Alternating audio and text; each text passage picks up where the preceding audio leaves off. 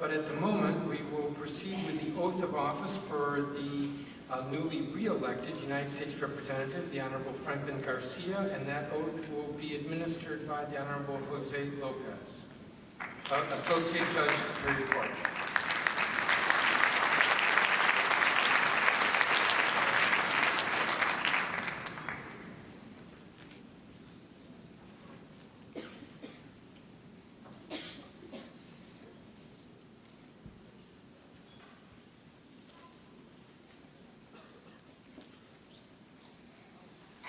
Right hand and repeat after me and state your name. I do solemnly swear that I will faithfully execute the laws of the United States of America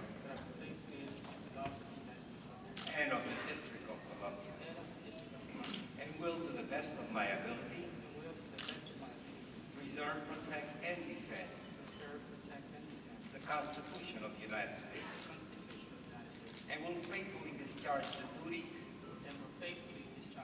of the Office of United States Shadow Representative, which I'm about to enter. Congratulations, felicidades.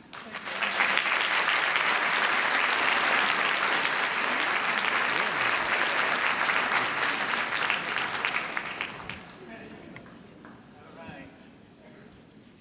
Great crowd. Let's see. Good afternoon, everybody. Buenas tardes también. Let me wish everyone a Happy New Year. And let me start by thanking God for having us here today under His grace. I also want to thank my parents, family members, including my extended family from the DC Latino Caucus and the DC Democratic State Committee. I want to thank Judge Jose Lopez for administering the oath. I'm very grateful to you. Let me also thank my fellow Statehood Commission members, Senator Paul Strauss and Senator Michael Brown, who continue to find every creative way to get us closer to this statehood. Chairman Mendelson for his work and support in our joint cause, and special thank and recognition to our DC Mayor. Mayor Bowser, thank you to you and your team for your vision and leadership in being a great partner in the fight for DC statehood. Last but certainly not least, let me thank the voters of the District of Columbia, not only for allowing me to serve as your shadow representative, but also for the overwhelming support DC state received at the ballot this past November the 8th. That deserves a round of applause. We won't simply use this victory to celebrate the people's will that DC become the 51st state. We are ready to take action.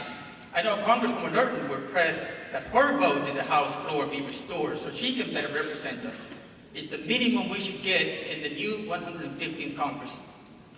You have seen our mayor already take steps to welcome President-elect Trump, and we will all tell him the day after he's sworn into office that if he wants to make America great, he can start right here in DC, his new home, and make it great by helping make the residents of our city equal to residents in other states. We know that ultimately it will be our effort that will get us DC statehood. And many of you have been witness to the growing coalition of partners we have. A growing number of local organizations and groups, college students across the city and beyond organized for DC statehood, all kinds of celebrities, and over 150 members of Congress, and even international organizations are all in this partnership to help us achieve DC statehood. Over the summer, under the leadership of our Mayor Bowser, we engaged many of you in renewing our commitment to the Tennessee Plan. This plan calls for us to be proactive in demanding DC statehood. A key part of this plan was a vote that took place on the 8th, asking all of you for your consent to approve certain measures required to become a state. It is now up to all of us, but mainly the leadership of our city, to follow through with the plans called to demand DC statehood. And I know after the election, many of us face some challenges. An unpredictable president and a less DC statehood-friendly Republican Congress are all indications that we will have a steeper mountain to climb. But we all knew it was going to be a challenge regardless of whose turn it was to govern. Remember Frederick Douglass' famous quote, "The power concedes nothing without a demand." And that is exactly the approach we should take. Demand our right to be fully represented in our national legislature as tax-paying Americans. That's the American way, and that is how you make America great. If you have been paying any attention to the president-elect, you think that the campaign wasn't over. The only thing clear is that there is much uncertainty about everything. We will be welcoming, open-minded, and flexible, but we will be equally vigilant about protecting what makes our city great. You have my commitment that I will be on your side fighting for those things that we value. Black Lives Matter.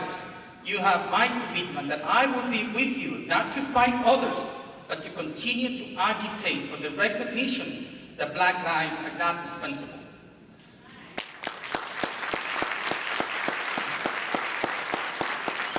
As an organizer and a speaker at anti-Trump demonstrations, the immigrant community knows that I am committed to the equal treatment of everyone in our city, regardless of immigration status.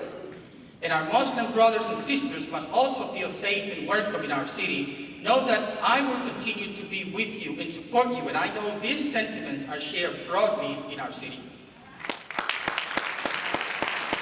Let me close by reminding you that yesterday concluded the 50th anniversary and the last day of the celebration of Kwanzaa. Let's use all the principles of Kwanzaa, from Umoja, which means unity, to Imani, which means faith, to help us guide our efforts and find ways not only to achieve this statehood, but to work and care for each other. Thank you and congratulations to all of us who have been sworn in today.